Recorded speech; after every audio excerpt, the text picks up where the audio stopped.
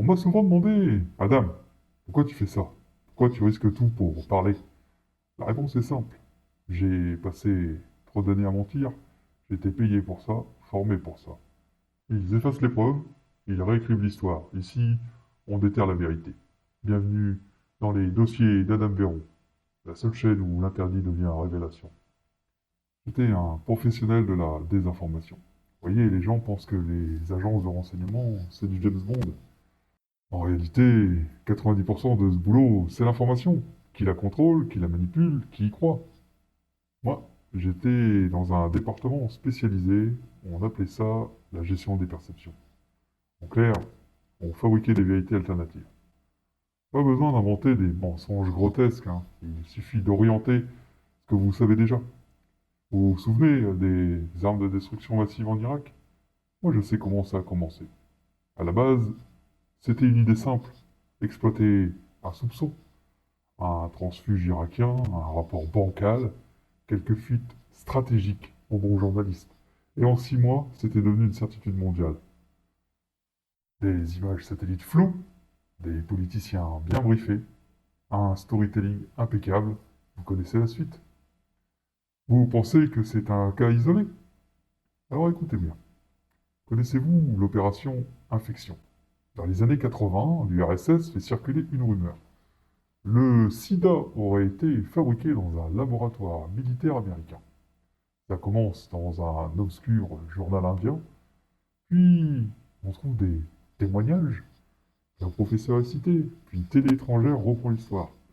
Et avant même que la CIA comprenne ce qui se passait, l'idée est dans les têtes. Des années plus tard, des millions de gens y croient encore. Ça, c'est du travail bien fait. Bon, vous comprenez le principe. On ne crée pas un mensonge. On donne juste un petit coup de pouce. Parce que les gens veulent bien croire. Moi, j'étais un architecte. J'écrivais des articles. Je fabriquais de faux documents. Je montais des interviews avec des faux experts. Et je faisais en sorte que tout ait l'air vrai. Et surtout, je faisais en sorte que vous pensiez que c'est vous qui avez trouvé l'information. Les fake news d'aujourd'hui, c'est du bricolage, comparé à ce qu'on faisait.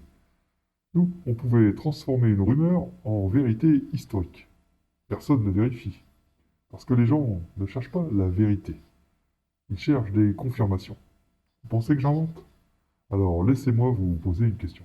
Combien de choses que vous tenez pour vraies ne sont que des fabrications bien ficelées?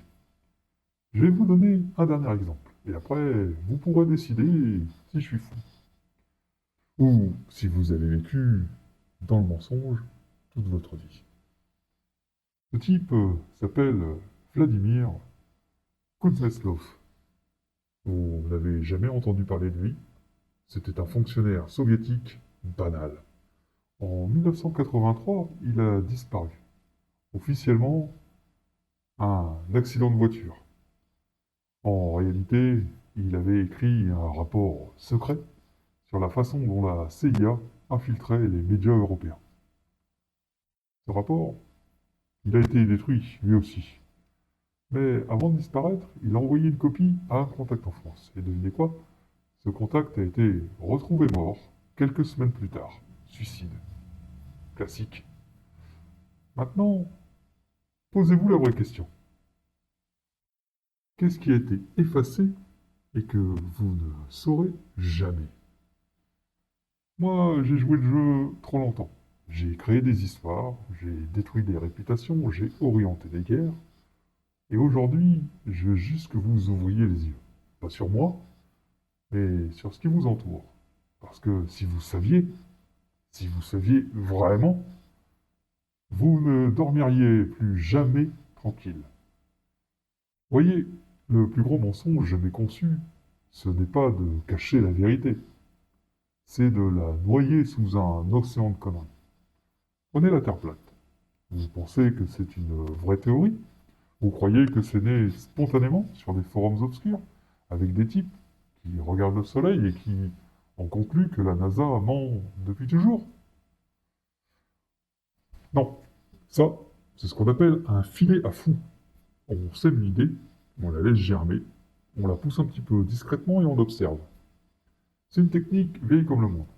Vous créez un mouvement absurde, vous le laissez attirer tous les esprits sceptiques, tous ceux qui commencent à douter du système, et quand quelqu'un pose une vraie question, une question gênante, on le met dans le même sac. Ah, tu crois vraiment que les services secrets manipulent la presse? Ah oui, comme ceux qui croient que la Terre est plate. En 2 secondes, tu es discrédité. C'est efficace. Et je sais de quoi je parle, parce que j'ai moi-même travaillé des années sur ce genre d'opération. Et ce n'était pas la seule. Parlons de Roswell. Roswell, c'est vraiment arrivé.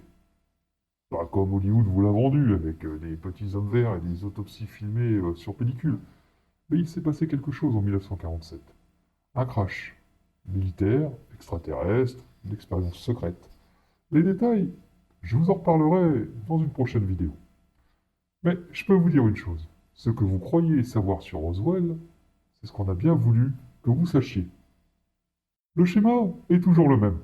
Vous prenez un événement réel, vous le noyez dans des délires grotesques, vous mélangez des témoignages crédibles avec des affabulations ridicules, vous ajoutez des faux témoins qui racontent n'importe quoi, vous balancez un ou deux canulars bien visibles, et petit à petit, même ceux qui s'intéressaient sérieusement au sujet abandonnent. Vous voulez un exemple concret? Dans les années 50, il y a eu une vague d'apparitions d'ovnis aux États-Unis. Ça a pas mal inquiété l'armée. Alors qu'ont fait les services? Ils ont infiltré les cercles d'ufologues et ont commencé à y glisser des informations volontairement absurdes. Ils ont fait circuler de fausses vidéos, des faux rapports, des fausses théories.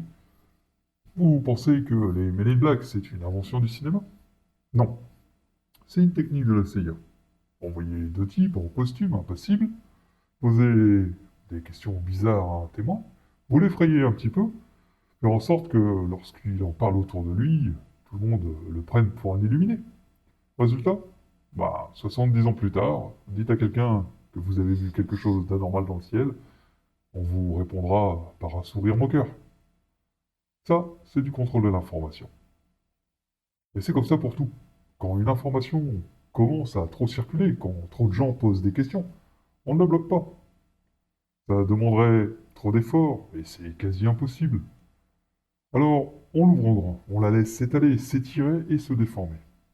On la fait muter en quelque chose d'incohérent, d'exagéré. Et soudain, ceux qui cherchaient des réponses se retrouvent noyés dans un torrent de théories contradictoires. Certains se battent pour l'une, les autres pour l'autre, et au final, plus personne ne sait ce qui est vrai de ce qui est faux. Vous savez comment on appelle ça? Contrôler l'opposition. Il y a des années, j'ai vu un dossier, un document interne. Il expliquait une chose simple. Quand une vérité est dangereuse, ne cherchez pas à la cacher. Amplifiez-la, déformez-la, tournez-la en ridicule. Vous vous souvenez de Snowden, de Wikileaks? Pendant un temps, tout le monde parlait des écoutes massives. Les preuves, elles étaient là. Ça a créé un choc, des scandales, des débats, et puis, boum, des torrents de documents, de rumeurs, de contre-rumeurs, et aujourd'hui, qui s'en soucie encore? Qui se rappelle de ce qui a été révélé exactement? C'est pas que l'information n'est pas sortie, c'est qu'elle a été diluée. Ça marche à tous les coups. Alors je vous pose une dernière question. Qu'est-ce qui est vrai? Pas ce que vous pensez vrai, pas ce qu'on vous a dit être vrai. La vérité brute, nue, sans filtre. Trouvez-la. Et surtout, méfiez-vous de ceux qui crient trop fort, qui l'ont déjà trouvé. Parce que ça, c'est la première règle de la manipulation. Rappelez-vous, la vérité n'existe pas. Seules les versions qu'on vous donne. Alors, abonnez-vous, diffusez et posez-vous les bonnes questions.